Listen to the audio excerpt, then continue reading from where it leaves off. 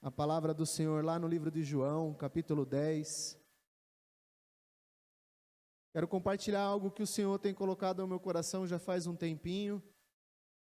E o mês passado nós fizemos uma série de mensagens aqui aos sábados com os jovens, intitulado Uma Vida Abundante.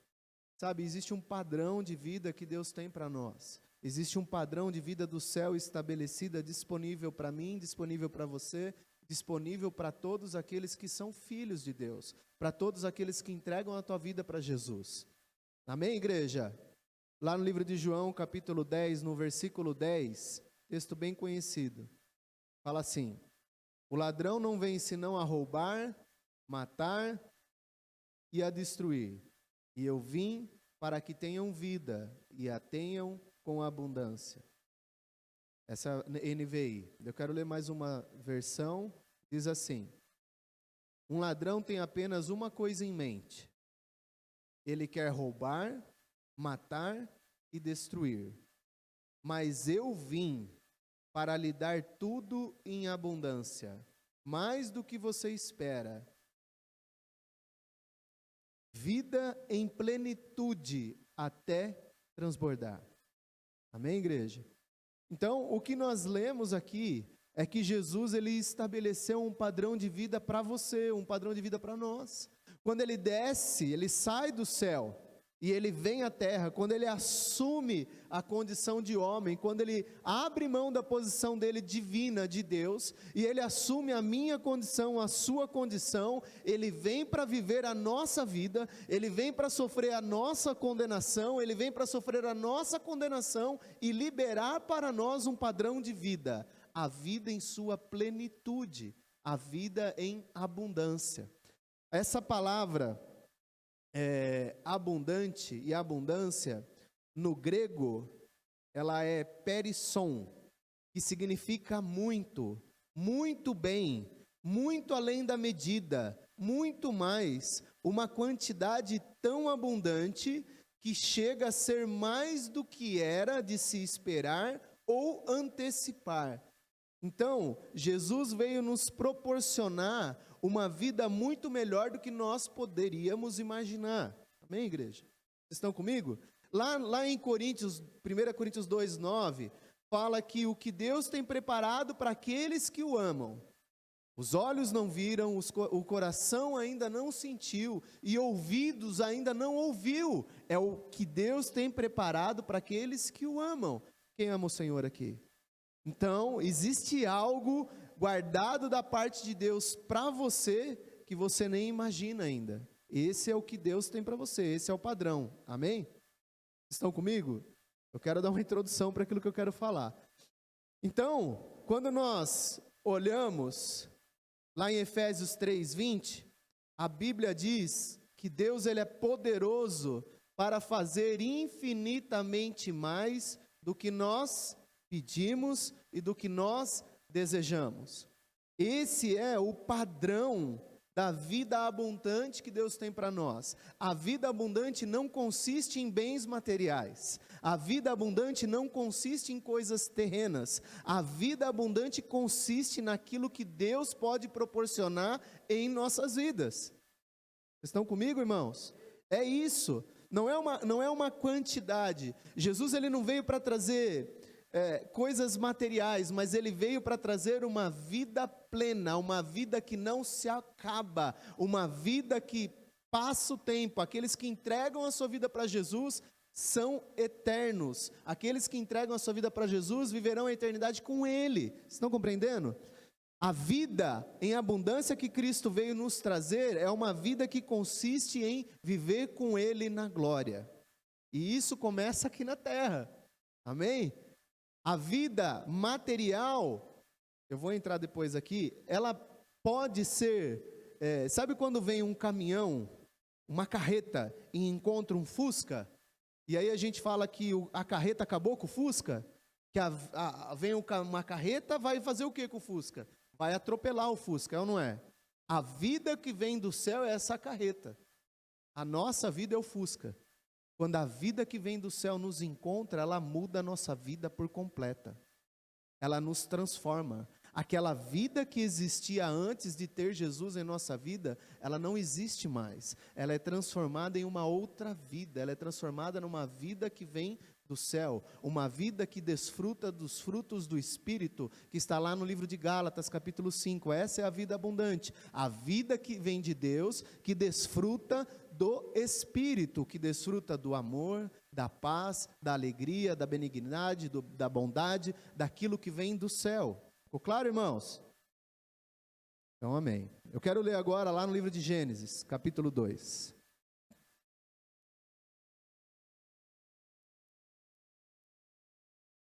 Então, Jesus veio para trazer a vida eterna, a vida plena e abundante ao homem. Esse é o padrão estabelecido por Deus na criação. Semana passada aqui, o Lázaro, ele comentou que os planos de Deus não mudam. E não muda a vida de Deus para nós, o padrão de vida de Deus para nós não muda. Lá em Gênesis capítulo 2, nós vamos ler alguns versículos, fala assim: Ora, o Senhor Deus tinha plantado um jardim no Éden, para os lados do leste, e ali colocou o homem que formara. O Senhor Deus fez nascer então do solo todo tipo de árvores, agradáveis aos olhos e boas para o alimento. E no meio do jardim estavam a árvore da vida e a árvore do conhecimento do bem e do mal. No Éden nascia um rio que irrigava o jardim, depois se dividia em 4. O nome do primeiro é Pison, e ele percorre toda a terra de Havilá, onde existe ouro. O ouro daquela terra é excelente. Lá também existem o bidélio e a pedra de ônix. O segundo que percorre toda a terra de Cuxê é o Gion. O terceiro que corre pelo lado leste da Síria é o Tigre. E o quarto rio é o Eufrates. O Senhor Deus colocou o homem no jardim do Éden para cuidar dele e cultivá-lo. Amém? Por enquanto aí. Deus havia feito tudo o que o homem precisava. Deus, ele cuidou dos detalhes, ele criou uma árvore específica para o homem comer e ter a sua alimentação. Ele criou um pé de banana, ele criou o pé de jaca, ele criou jabuticaba, ele criou o limão. Deus criou todas as coisas para que o homem pudesse encontrar tudo o que ele precisava, tudo o que ele necessitava naquele lugar onde ele foi colocado. O homem, ele tinha todas as suas necessidades supridas no lugar onde ele estava. O que Adão tinha e o que Adão poderia desfrutar, onde ele estava, era de uma vida abundante, uma vida que não se acabava, uma vida que tinha toda a necessidade suprida, uma vida que encontrava toda a sua satisfação. E tudo isso ele encontrava no jardim do Éden. Tudo tinha lá. No final do dia ele ia e se encontrava com o Senhor, e essa conversa produzia a vida nele, produzia abundante vida nele, e todo dia ele acordava e tinha tudo à sua disposição. Quando nós olhamos então lá no jardim do Éden, nós vemos uma vida abundante disponível para o homem. Quando Deus criou o homem, Deus não criou o homem para viver uma vida de sofrimento. Deus não criou o homem para viver uma vida de enfermidade. Deus não criou o homem para viver as coisas aqui da terra. Deus criou o homem para desfrutar de uma vida sobrenatural. É isso que Deus tem para nós. A vida abundante não é uma vida normal, é uma vida sobrenatural. E a vida sobrenatural é aquilo que vem de Deus, porque não é natural. Vocês estão comigo? Porém, o homem caiu. E quando o homem caiu, a vida abundante deixou de existir. Deixou de ser liberada sobre o homem. Vocês estão comigo, irmãos? E eu quero falar um pouco sobre isso agora, então.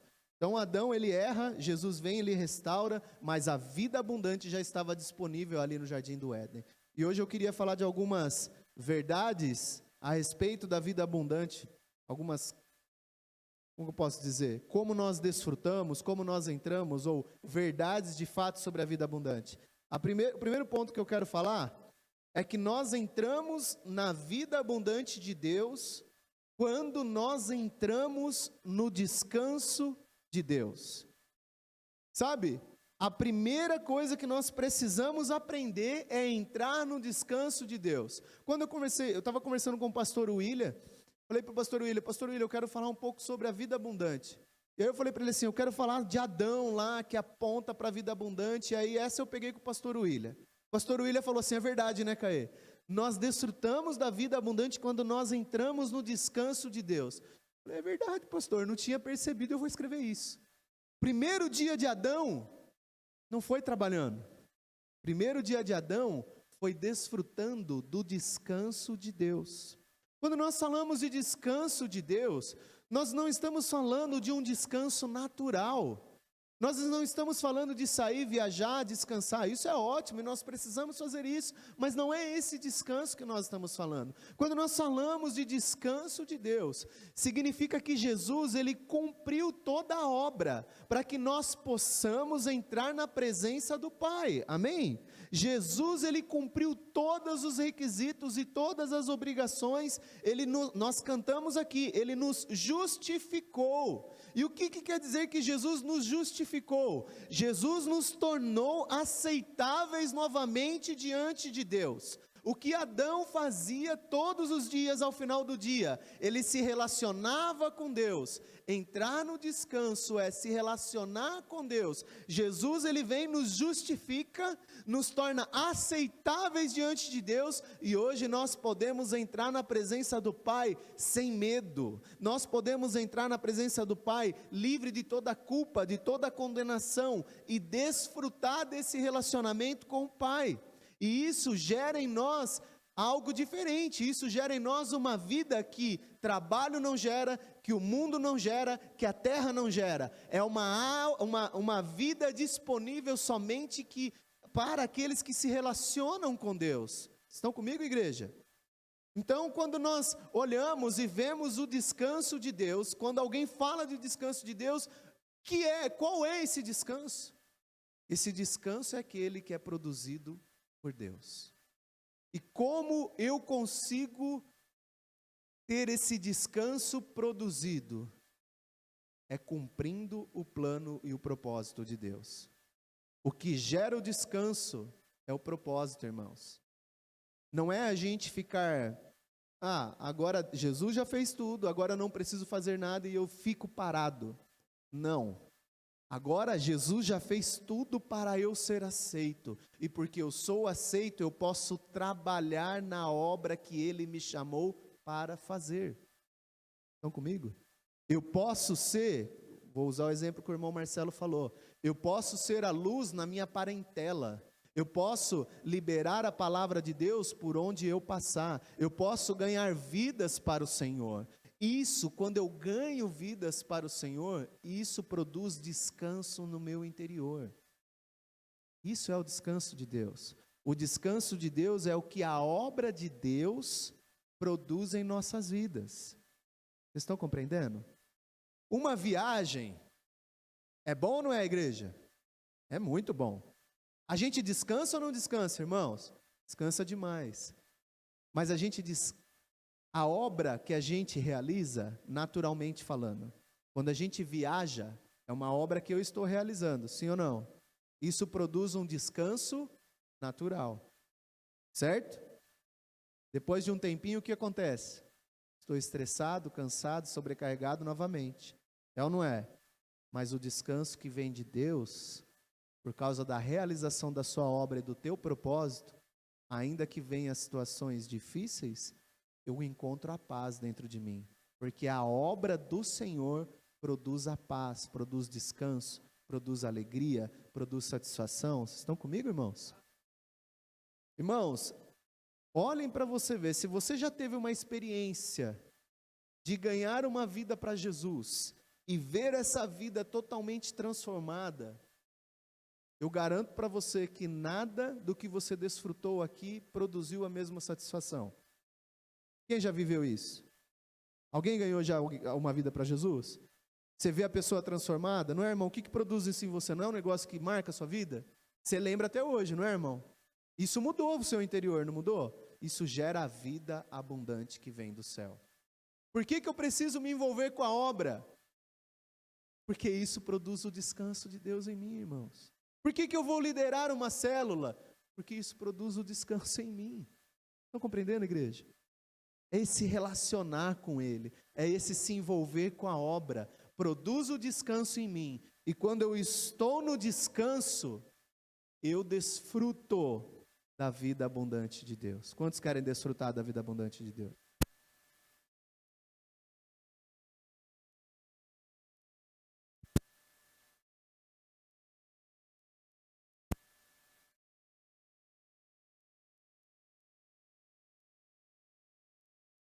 Som, pronto, glória a Deus. Amém, irmãos? Vocês estão entendendo?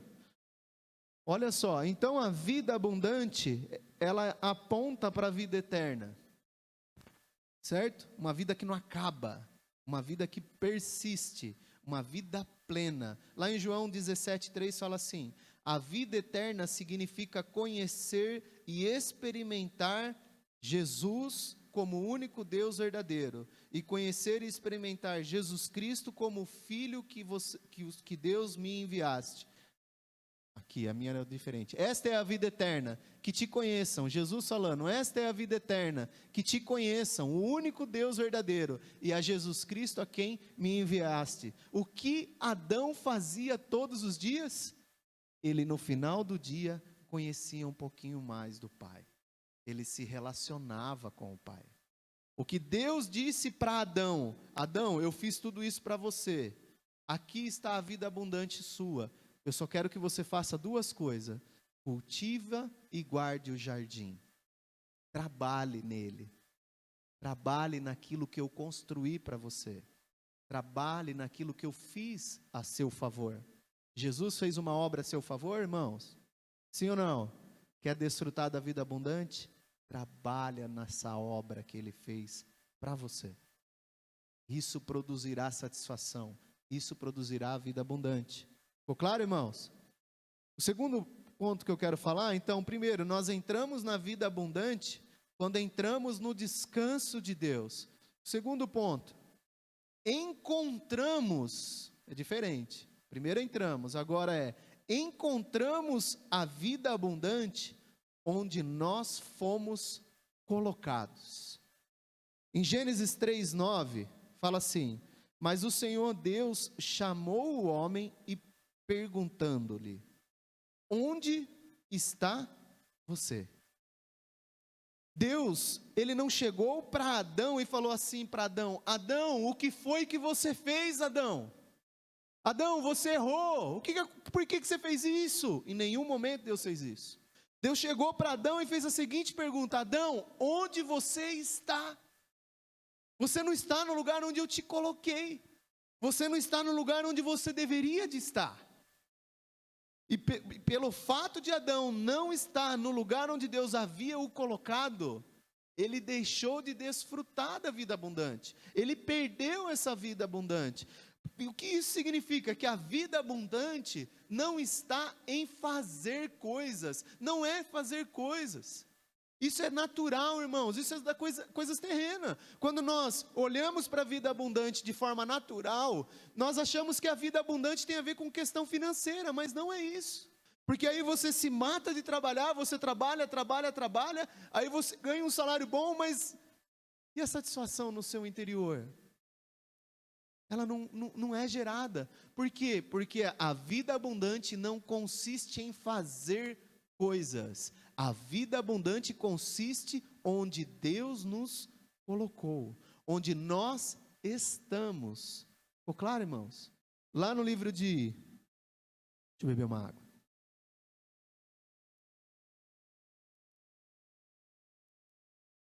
Adão, ele tinha tudo no lugar onde ele foi colocado.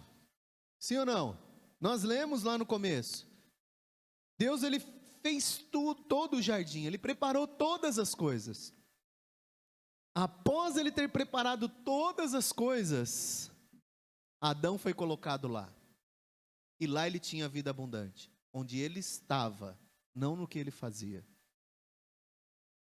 Todavia, o jardim do Éden, ele aponta para Cristo. Porque no jardim do Éden, Adão encontrava tudo o que precisava. Em Cristo, encontramos tudo o que precisamos. No jardim do Éden, Adão encontrava a vida. Em Cristo, nós encontramos a vida. Eu sei que dentro do jardim do Éden existia a árvore da vida que aponta para Cristo. Mas o jardim do Éden em si tinha tudo que o homem necessitava para produzir vida, satisfação, realização, tudo. Por isso aponta para Cristo.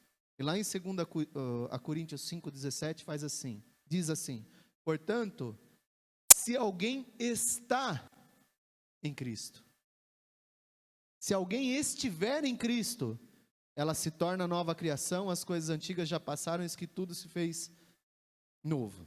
Efésios 2,6 diz assim: Deus nos ressuscitou com Cristo. Mais uma vez, é um lugar, irmãos. Deus nos ressuscitou com Cristo, e com Ele nos fez assentar nos lugares celestiais em Cristo. Mais uma vez, olha só, Deus nos ressuscitou com Cristo, nós somos colocados em Cristo, e nos fez sentar nos lugares celestiais em Cristo. Eu sei que hoje você está sentado numa cadeira de plástico, mas a grande verdade é que você está assentado do lado de Jesus. Você precisa entender isso. E é nesse lugar onde você foi colocado que você encontra a vida abundante. Você não encontra a vida abundante num trabalho, você não encontra a vida abundante num relacionamento, você não encontra a vida abundante no que é terreno, você encontra a vida abundante no lugar onde Deus te colocou. Em Cristo Jesus encontramos a vida abundante, e essa vida abundante se manifesta onde eu estou, se manifesta no meu trabalho, se manifesta no meu casamento, se manifesta nos meus relacionamentos, se manifesta onde eu estiver, mas a vida eu a encontro onde eu fui colocado, e eu fui colocado em Cristo. Amém, igreja? Ficou claro? Então, amém. Lá em Colossenses 3:3 diz assim: a tua crucificação com Cristo cortou o vínculo com esta vida, e agora a tua verdadeira vida está escondida em Deus, em Cristo. Onde está a vida abundante então? Escondida em Cristo. A vida abundante está em Cristo. O irmão Marcelo, ele falou aqui, às vezes a gente não fala com Deus, a gente não ora, mas a gente precisa falar, Deus quer ouvir. Sabe, irmãos, isso é sempre que as pessoas falam, Deus sabe de tudo que eu preciso. Mas quando eu oro, quando eu peço algo para Deus, Senhor, eu preciso disso, mesmo que Ele saiba, nós estamos declarando para Ele: Senhor, o Senhor sabe de todas as coisas e eu sou dependente de Ti. A minha oração não é porque Ele já sabe, Ele já sabe o que eu preciso, para que eu vou orar? Para você reconhecer, para você manifestar diante dEle a sua dependência dEle, e essa dependência sua dEle te levará a encontrar a vida de Cristo que está escondida nesse relacionamento com Deus. E essa vida de Cristo para você é uma vida abundante, que produz paz, que produz alegria, que produz temperança, que produz benignidade, bondade. É uma vida que flui do Espírito. Nós acabamos de cantar aqui: flua em mim, flua suas águas. A água do céu começa a fluir em você, e você começa a desfrutar de coisas inimagináveis. Estão comigo, igreja? Estou sendo claro, irmãos? Então, amém. O terceiro ponto que eu quero falar. Falei 2 pontos. O terceiro.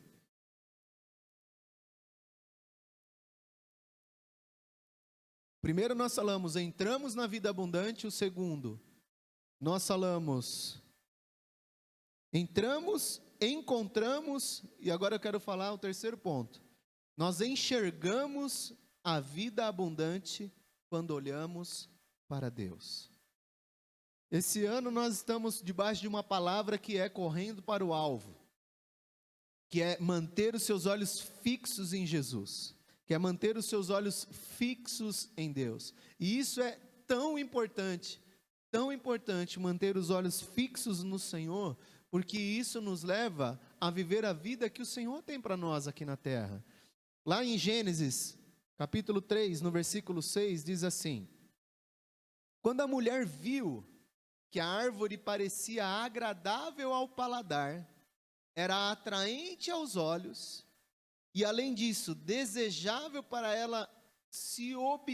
dela se obter discernimento, tomou do seu fruto comeu e o deu a seu marido, que comeu também. Versículo 7. Os olhos dos dois se abriram e perceberam que estavam nus. Então juntaram folhas de figueira para cobrir-se. O que nós vemos aqui em Gênesis, irmãos, foi algo que aconteceu com Adão e com Eva. Eles tiraram os olhos de Deus e eles colocaram os olhos no fruto da terra. Eles tiraram os olhos de Deus e olharam para o fruto que estava ali, daquela árvore diante deles.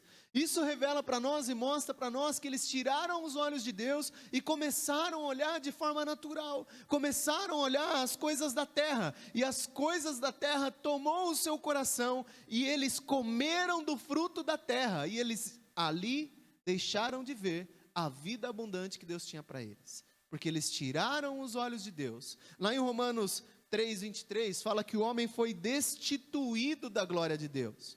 Quando o homem estava no jardim do Éden, ele estava revestido da glória de Deus. A glória de Deus havia sido depositada sobre ele. Quando Deus o fez, Deus soprou fôlego de vida sobre ele, e a vida de Deus estava nele. Ele tinha um revestimento da vida abundante.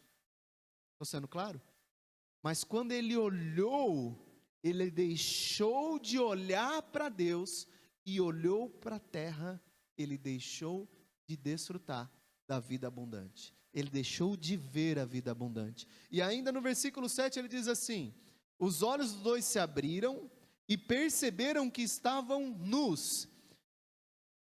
Eles deixaram de olhar para o Senhor e olharam para si. Quando eles olharam para si, eles viram que eles não tinham nada e perderam tudo aquilo que Deus tinha para eles. O que isso mostra para nós? Que nós não podemos confiar em nossas obras. Nós precisamos olhar para a obra de Cristo. Estão compreendendo? Quando nós, lá em Jeremias fala: maldito é o homem que confia no próprio homem, que faz da sua própria força seu sustento. Sabe, irmãos, nós precisamos confiar na obra do Senhor. Não significa que nós temos que ficar parado e inerte, não é isso. Mas eu preciso tirar os meus olhos. Eu não vou receber nada da parte de Deus quando eu olho para mim. Não são minhas obras que vão garantir alguma coisa do céu. No sentido de ser favorecido por Deus, no sentido de ganhar alguma bênção de Deus, no sentido de ganhar a vida abundante de Deus. Mas o que vai dar a vida abundante para mim é uma obra apenas, a obra de Cristo. Essa obra produz a vida abundante sobre mim. Estou sendo claro, irmãos? Estão entendendo? Lá em Gálatas 3:27, se o irmão puder projetar aí, por favor. Gálatas 3:27, Romanos fala que nós somos destituídos da glória de Deus. O homem ali no jardim do Éden, ele era revestido da glória de Deus. E o homem deixou isso. E aqui fala em Gálatas 3:27, pois os que em Cristo foram batizados, de Cristo vos revestiram. Em Adão nós perdemos a vida abundante, deixamos de ver a vida abundante, perdemos a glória de Deus, mas em Cristo nós somos revestidos novamente com a vida de Deus, com a vida abundante. Porém, se eu olho para mim, se eu olho para a terra, eu não vou conseguir ver aquilo que Deus tem para mim. Amém, igreja? Lá em Marcos 10:51, o mesmo texto que o Marcelo leu, fala assim, do cego Bartimeu, só vou ler os 51 e 52, fala assim: o que você quer que eu lhe faça? Perguntou Jesus a Bartimeu. O cego respondeu: mestre, eu quero ver. Vá, disse Jesus, a sua fé o curou. Imediatamente ele recuperou a visão e seguia Jesus pelo caminho. Irmãos, Bartimeu, ele só precisava ver uma coisa. Ele só precisava ver Jesus. Ele era cego, mas mesmo cego ele viu uma coisa. Ele viu Jesus. E quando ele viu Jesus, ele desfrutou da vida abundante do céu. E essa vida abundante do céu foi capaz de abrir os olhos dele, foi capaz de curar a cegueira dele. Quando nós enxergamos Cristo, nós desfrutamos do milagre do céu. Entende? Isso foi o que aconteceu com Bartimeu. Bartimeu era um pedinte, ele era um mendigo. Ele não tinha uma vida. Não era essa vida que Deus tinha para ele. Não era essa vida que Deus tem para nós. Ele era um pedinte, não tinha nada. Mas quando ele olhou para Jesus, os olhos dele foi aberto. A vida abundante se manifestou nele. Quando você olha para Cristo, a vida abundante é manifestada sobre a sua vida. Seus olhos são abertos e você desfruta de algo sobrenatural. E sabe o que é mais interessante? Que a Bíblia fala, né, pastor? Ele seguiu Jesus. Ele poderia ter corrido para ver tantas coisas, irmãos. Poderia ou não poderia? Poderia ou não? Poderia ter corrido ver um passarinho, correr ver os amigos, sei lá. Ele poderia sair correr ver tantas coisas. Mas os olhos dele estavam fixados em Jesus. Não tinha para onde correr. Quando mantemos os olhos fixados em Jesus, nós não vamos para outro lugar, senão para aquele lugar onde Ele está, o lugar onde nós enxergamos a vida abundante. É nele. Ficou claro, irmãos? Para a gente estar encerrando, eu queria compartilhar um quarto ponto aqui, que está lá no livro de Gênesis, capítulo 3, versículo 5.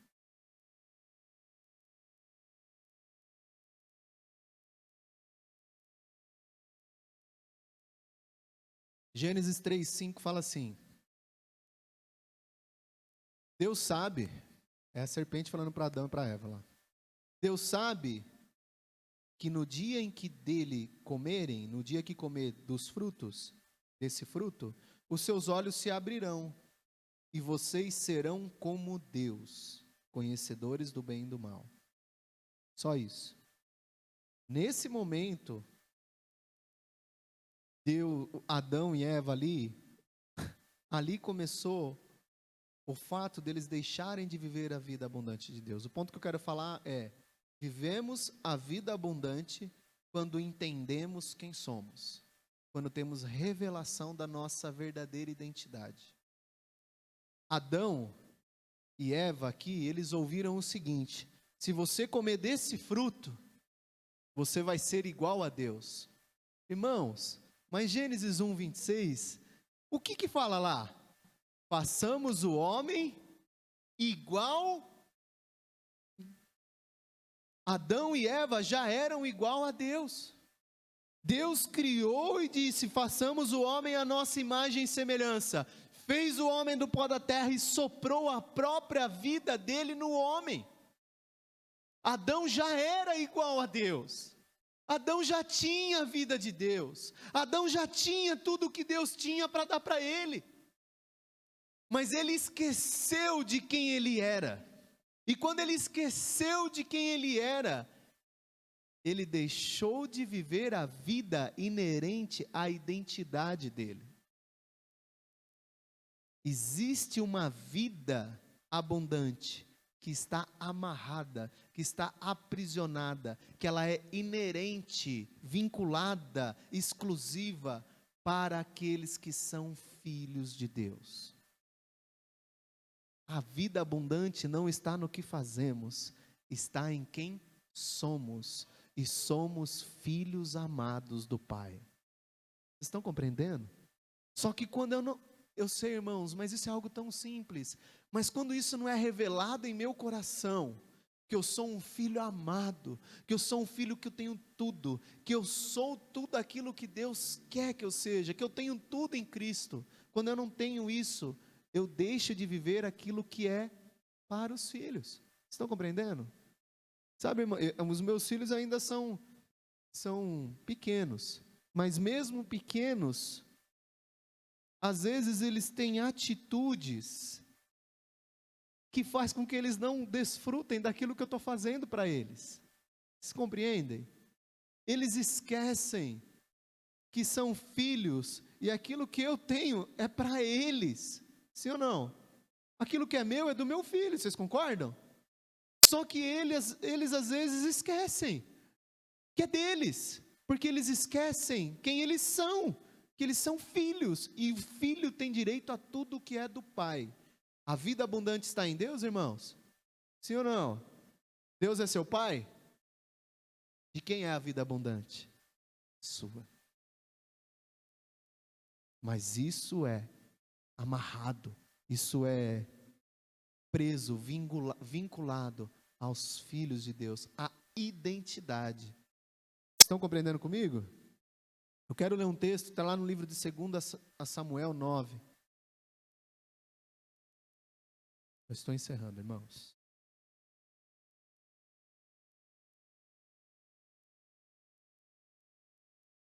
Adão se esqueceu de quem ele era. Adão se esqueceu de onde ele veio. E quando esquecemos de onde viemos, é um grande problema. Não é esquecer, não é no sentido, eu sei, às vezes as pessoas falam muito assim, eu sei de onde Deus me tirou, eu sei de onde eu vim. Vocês já ouviram isso? Eu vou falar uma coisa para você. Deus não se lembra de onde Ele te tirou e não se lembra de onde você veio, porque aquela pessoa não existe mais. Se Deus não se lembra, por que você lembra? Você tem que lembrar de onde você veio em Cristo. Você veio de Cristo. Você veio do céu. Você veio do coração de Deus. É isso que você tem que se lembrar. Porque quando você se esquece de onde você veio, você se adapta no lugar onde você está. E isso é um grande problema. Se eu esqueço que eu vim do céu, se eu esqueço que eu vim do Espírito, eu vim de Jesus. Quem é de Adão, mas quem é de Cristo, é de Cristo. Eu vim de Cristo. O Caetano que existia antes de nascer de novo, não existe mais, ele foi desintegrado. Está na minha memória, mas ele não existe mais, eu não quero mais lembrar dele, porque eu não vim daquele Caetano, eu vim de Jesus, que me ressuscitou, que me justificou, e a minha origem é o céu. E quando eu lembro que a minha origem é o céu, a minha identidade divina, celestial, se manifesta onde eu estou. Mas quando eu esqueço que eu vim do céu, eu vou me adaptar a realidades terrenas. Estão comigo, irmãos? Então, por isso que é importante eu entender que vivemos a vida abundante quando eu nunca esqueço quem eu sou em Cristo. Por quê? Porque tem situações na terra que querem fazer você esquecer de onde você veio. Às vezes vem problemas, como o Lázaro ministrou semana passada aqui. Vem problemas, vem dificuldades, e às vezes esquecemos de quem somos, porque os problemas, as dificuldades, querem nos cegar para a realidade de quem somos. Os problemas, as dificuldades, as vitórias, as conquistas, as coisas boas e as coisas ruins, não determinam quem você é. O que determina quem você é o sacrifício de Jesus, é a ressurreição do Senhor, que diz que você é um filho amado de Deus. É isso que determina quem você é. Nunca se esqueça disso. Lá em 2 Samuel, dentro desse ponto, 2 Samuel 9, do versículo 6 em diante, diz assim, aqui está falando da história de Mefibosete, quando Davi encontra Mefibosete. 2 Samuel 9, 6 diz assim, quando Mefibosete, filho de Jonatas e neto de Saul, compareceu diante de Davi, prostrou-se o rosto em terra. Mefibosete? Perguntou Davi. Ele respondeu, sim, sou teu servo. Versículo 7, não tenha medo, disse-lhe Davi, pois é certo de que eu tratarei com bondade por causa da minha amizade com Jonatas, seu pai. Vou devolver-lhe todas as terras que pertenciam a seu avô Saul, e você comerá sempre à minha mesa. Versículo 8, olha o versículo 8, Mefibosete prostrou-se e disse, quem é o teu servo, para que te preocupes com um cão morto como eu? Vou ler só aí. Sabe, irmãos, Mefibosete, Davi aqui aponta para Jesus, amém? Mefibosete aponta para nós.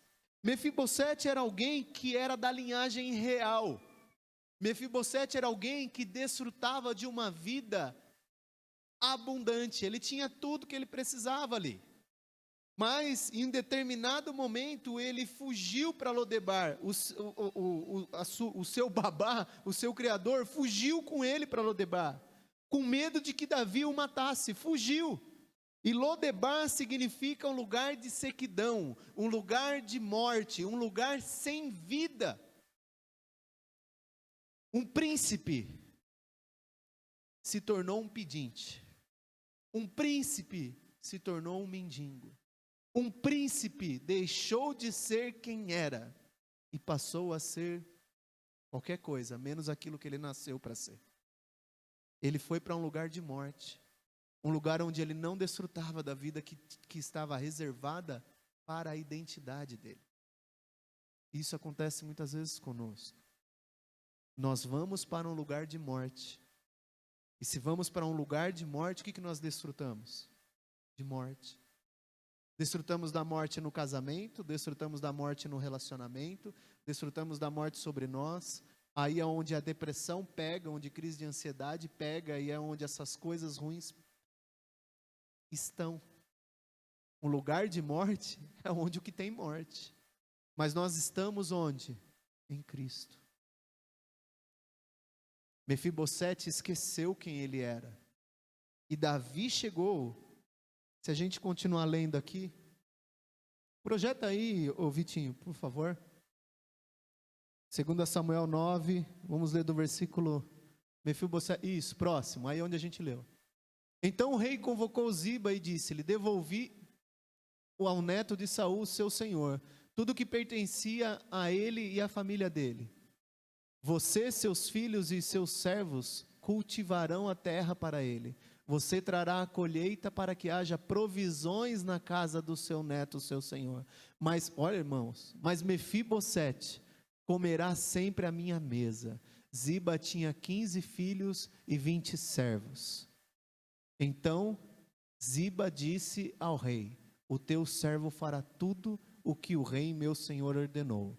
Assim Mefibosete passou a comer à mesa de Davi como se fosse um de seus filhos. Quando Davi encontrou Mefibosete, Davi restituiu a identidade dele e fez com que ele se assentasse todos os dias na mesa do rei e fosse tratado como um de seus filhos. Cristo nos fez assentar nos lugares celestiais, à mesa do rei, e todo dia podemos comer do pão da vida que desceu do céu. Isso é a vida abundante que Deus tem para nós. Isso é inerente a quem você é, irmãos. Você não é qualquer coisa. Você é um filho de Deus.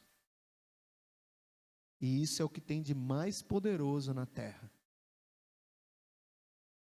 Ser filho de Deus.